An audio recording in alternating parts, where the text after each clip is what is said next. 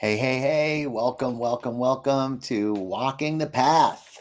I'm so grateful and so thankful to be here. It's the 4th of July up in North America, but it's also the 4th of July here in Costa Rica. We're in the same way. Actually, there's no celebration. Hey, Matthew, good to see you, brother. Thank you. Hey, Kellington, good to see you. So grateful that you're here. So I was saying, there's no 4th of July in Ethan, what's up?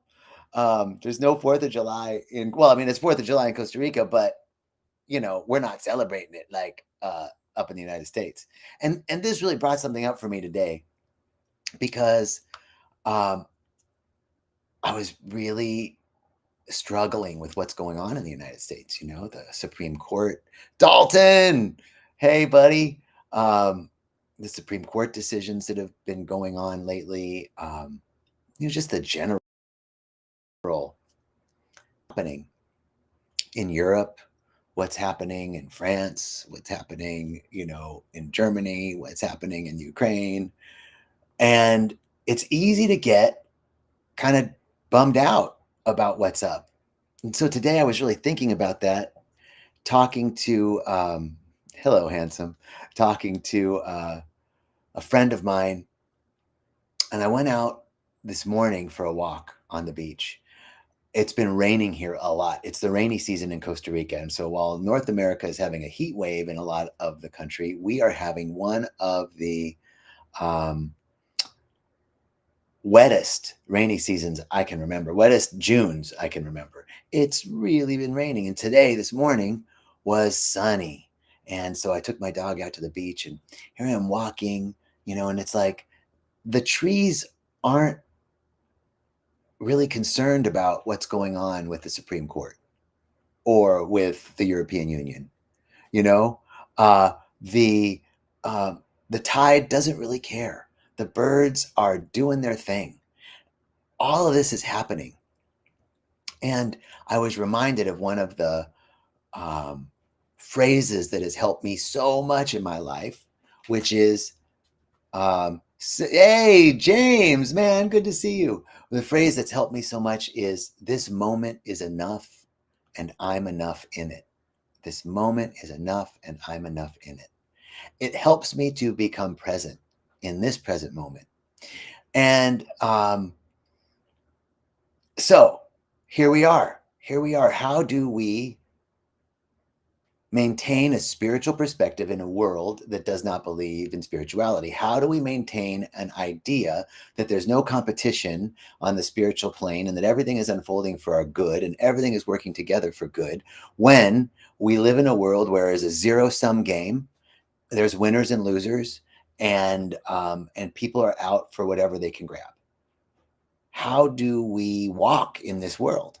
So I started, just thinking about it as I was walking and remembering that this moment is enough and I'm enough in it. And I remembered a phrase that I heard from a lady who, this woman was at Rythmia, and she was a politician. She was a politician from Florida, and she was unhappy at Rythmia. She was not having good ceremonies, and other people were having good ceremonies. And she challenged me. She said, "I don't know what kind of back alley shit you're giving me. In other words, whatever medicine you're giving me is not the same medicine that the other people are getting because I'm not having the same experience." And she goes, "In fact, I'm not going back into ceremony until I see a laboratory of what you're giving me because I don't think you're giving me the same stuff." So we had a long conversation about what was being reflected back to her, this idea that the world's out to get her, that other people get something that she's not, that someone's trying to pull the wool over her eyes, someone's taking advantage of her. Is that a familiar feeling in life? Do you feel that way in life in general? And when's the first time you remember feeling that way? We had this long conversation, and she ended up going to ceremony, and she came out of ceremony the next day. I saw her, and she said, "John, I got it. Freedom is observation without judgment."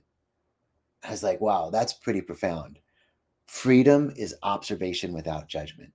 And then I thought of Ram Dass. Ram Dass has a beautiful saying that says, if you want to know the truth, give up your opinions. Okay, so now we're in the world. We're in this world where it's a zero-sum game. There's real winners and there's real losers, and you've got to protect yourself. And we live in this spiritual plane, those of us that want to walk a spiritual path, where we want to believe in a world that works for the best and highest good of all. We want to believe in a world where there's no competition. Everything that's rightfully mine comes to me with ease and grace in a magical way. I want to live in a world where I believe that all my needs are met and that there's something greater than me that I'm a part of, that's everything that I am, that I'm connected to, that I'm not separate, and that nothing can hurt, harm, or endanger me. How do we square those two ideas? And the question then becomes, what does it mean to be spiritual? What does it mean to be a spiritual person in this world? So, what does it mean to be spiritual? It means that I practice my connection with God. It means that I practice connecting. How do we connect? Well, there's lots of ways to connect, but meditation is the foundational piece of connection. So I'm connecting. That's the first part of being spiritual, that I'm connecting. The second part of being spiritual is that I'm receiving insights from that connection. So I can connect by going out into nature. I can connect by exercising. I can connect by being in community and ecstatic dancing. But what is the thing where I am still enough to receive insights from my higher self, from the divine, from the universal mind? What? Meditation. Meditation is the place where we are still enough. And I'm not talking guided meditation. I'm not talking meditation where you're chanting or using a mantra. I'm talking about old school, straight up Buddhist meditation. You're sitting there like Buddha, watching your breath and observing your thoughts and letting them go over and over again. That's the meditation I'm talking about. This is where we receive real insights. And when I sit in meditation like that, I use my intention to ask for what I'd like to experience in that meditation. And what I'm finding more and more is that I set the intention. I'd like insights about this story that I want to write. I'd like insights about this situation that's unfolding. I'm going to spirit for everything. What does it mean to be a spiritual person? It means that you're connecting with spirit consistently, receiving insights from that connection. And here's the third part, that you're taking action based on those insights. Now, most people, that's not you, it's not me, not us, but most people are taking insights based on fear or lack. Or, I'm sorry, most people are taking actions based on fear and lack and limitation and doubt and worry and not enoughness. Where are we coming from? Am I starting this new business because I'm afraid that I don't have enough? Or am I starting a new endeavor, a new business, because I received an insight and I'm taking inspired action? That's the real difference. Hey, Felicia. So what does it mean to be spiritual? That I'm sitting in meditation and I'm connecting with spirit, with my spirit, with the spirit, because my spirit is the spirit. The innermost God and the uppermost God are the same God. I'm connecting. I'm receiving insights from that connection. And then I'm taking action based on those insights. Why? For my personal growth, for my spiritual growth and development. Connection, insight, action, growth. So now let's take that idea and how do we walk in the world today in many parts of the world where freedom of expression is being curtailed, where oligarchy and despotism is taking over, where the rights of the workers and the minorities are being trampled on, where women's rights, gay rights, people of color, the poor are being are being slighted, and the gap between the rich and poor are growing. How do we walk in this world? We must connect. We must be connected. We must practice and manage our connection so that we're receiving insights and taking inspired action based on those insights. If we are doing that, we become the creators of our own experience. We are responsible for our own experience. And in fact, as a collective, we are responsible for what's going on in the world. It's really easy to say, how is it possible that we have these two guys running for president out of 350 million people in the United States? These are the two that made it. I mean, I could be a victim about that, or I could say, both of those guys are a reflection of our collective consciousness. We are creating our life experience. We are not victims. That's the other part of freedom. So freedom becomes first that we are working on our own spiritual connection and getting insights and taking action, taking inspired action for what's next in our life. It also means that we are moving in this world without judgment, so that we can see the truth, and that we're taking responsibility for our experience and then changing our actions so that we have new ideas and new experiences.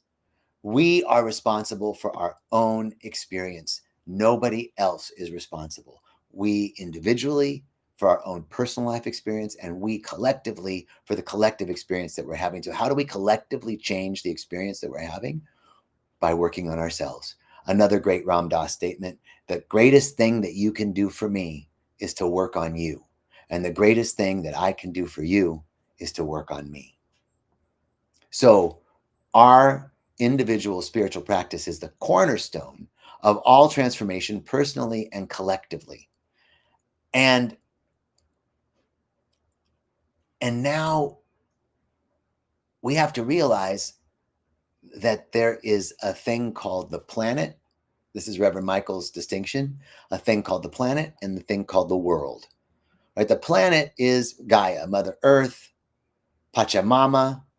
And hey, I was just talking about Reverend Michael, right? This idea that he shares about the planet being an alive, vibrant, living being, and the world being an aspect of our points of view. Hey, Rev, great to see you, brother. So we're talking about how do we walk in the world as spiritual people in the midst of everything that's going on. How do we walk in the world knowing that everything is unfolding for our good when we live in a world where there's a zero-sum game and there's real winners and losers? And what we've been saying is that we do that by being actively connected and with spirit, which is my spirit, which is the spirit, which is the one spirit, and receiving insights and taking action, inspired action based on those insights, so that we can individually transform our own perspective, freedom, which is real freedom, which is observation without judgment, and collectively transform so that we walk in a different world. Then it doesn't matter what's going on. We are responsible for our own life experience individually and collectively. No victimhood, zero victimhood. I'm responsible. So how do I do that? By individually working on myself. The greatest thing I can do for you is to work on me, and the greatest thing that you can do for me is to work on you. And then we change our own individual experience. We change our reality, where you and I can be walking in a different world. Happy people live in a happy world. Hostile people live in a hostile world. It's the same world. What world do you want to walk in? We can walk like Daniel in the lion's den, in the midst of the valley of the shadow of death, and shall not be harmed. We shall not, it shall not come near us, because we have a different perspective. We are taking responsibility for our own actions, our own worldview. We are creating our own experience. You are the creator of your life experience. I am the creator of my life experience. We are not victims. We must stand up now and accept our divine birthright, that we are noble gods and goddesses, kings and queens. Some of us are kings and queens at the same time, just saying. But we are the individuals that must stand up. And consciousness is contagious. Consciousness is contagious. As we expand our own consciousness, we have an effect on the consciousness.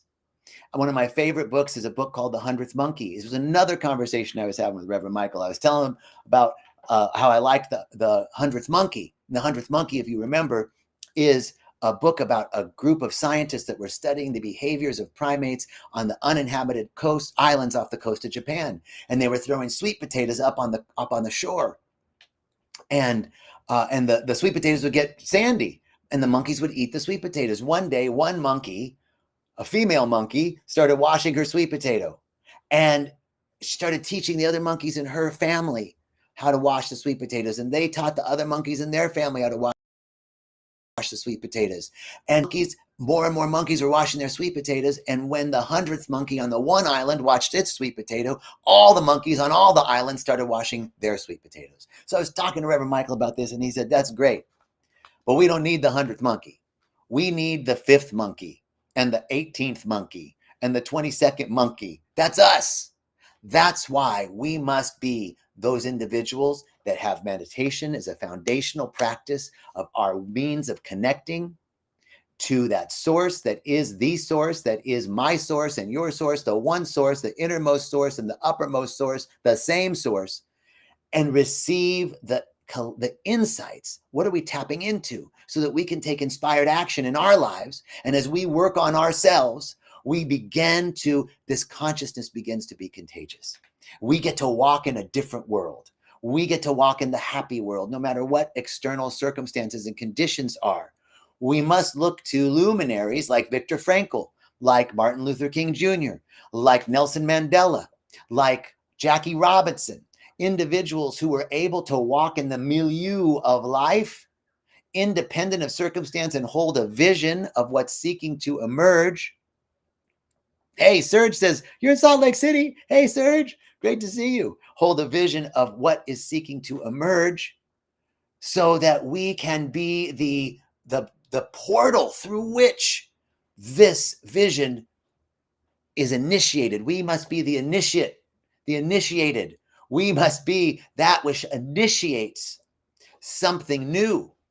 Happy people live in a happy world. Hostile people live in a hostile world. Same world. Which world do you want to live in? We begin to create it. We begin to make the shift in consciousness, because the revolution will not be televised. And the revolution will not be on TikTok or Facebook or Snapchat or anything else that I don't even know about that's come up. It's going to be in consciousness. One consciousness at a time. So that's our job. We're here to be spiritual individuals walking this path. We connect through our foundational practice of meditation, moment by moment, breath by breath.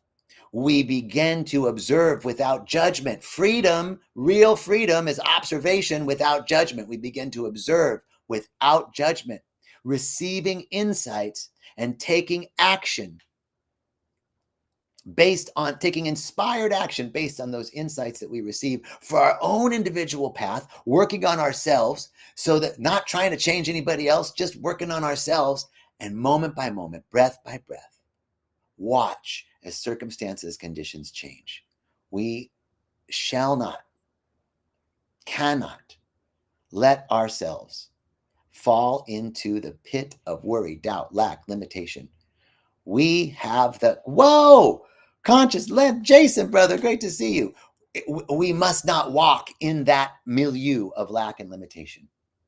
We are the creators of our own life experience. We are the creators of our reality.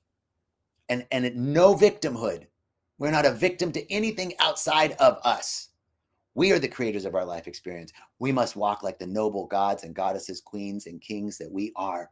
Noble, sentient beings, centered through our spiritual practice, moment by moment, breath by breath. And as we do so, we have a ripple in the consciousness, changing, just like the 18th monkey, the 22nd monkey, the 32nd monkey. That's what we're up for. That's who we are. One by one, breath by breath, moment by moment. So this is our walking the path today, freedom, on this day of freedom, which is observation without judgment, on this day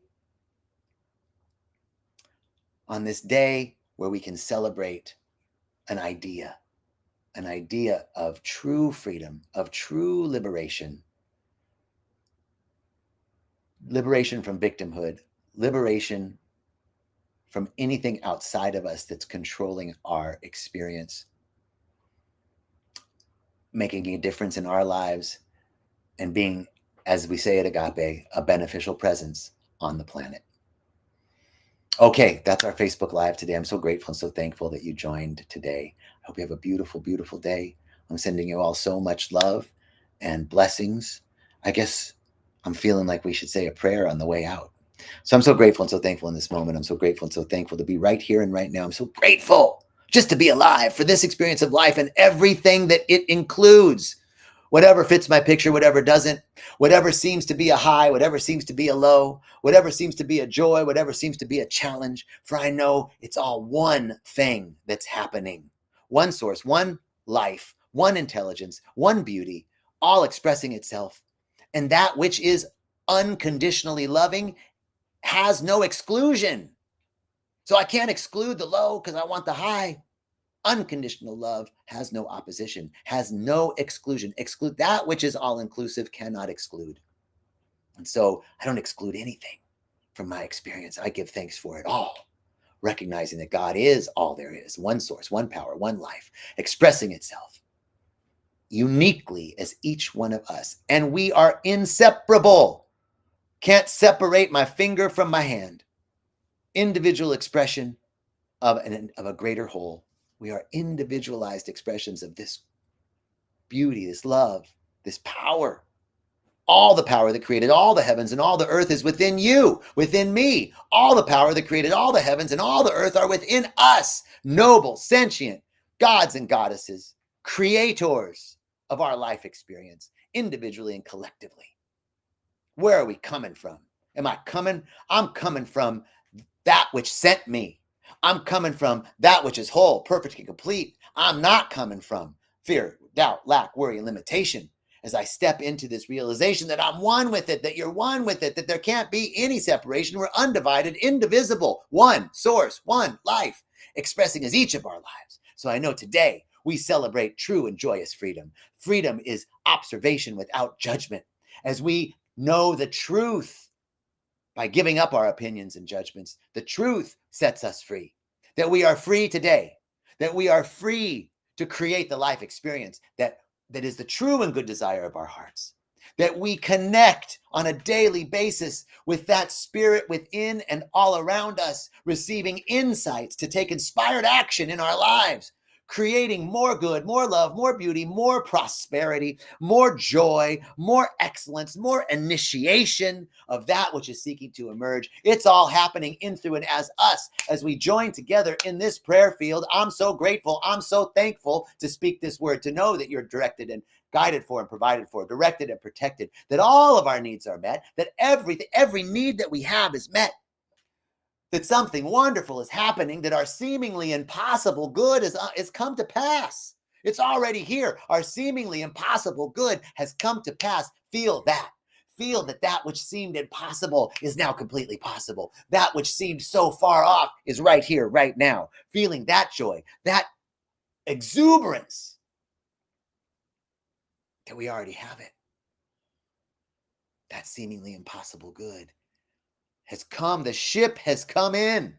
Your ship has already come in. It's in the harbor. It's heavy laden. A blessing too big to be contained. That we are blessed and a blessing everywhere we go. I'm so grateful and so thankful to know this truth, that your needs are met, that my needs are met, that all our needs are met in this presence.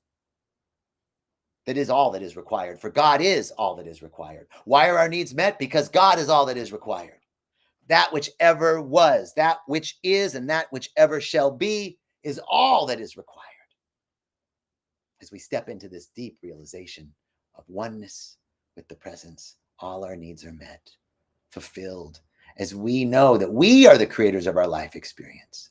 So we're creating beauty together, joy, together, prosperity, together, thriving, success, and economic, health and vitality, together. So grateful and so thankful. Releasing this word into that law, the law which says it is done to us as we believe, the law which we believe, and I believe that it is done, and I believe that it is good, and I believe that it is happening now, and I believe that it is so, and so it is. Amen. Ashe, aho. Blessings. Thank you. God bless you. I'll see you soon.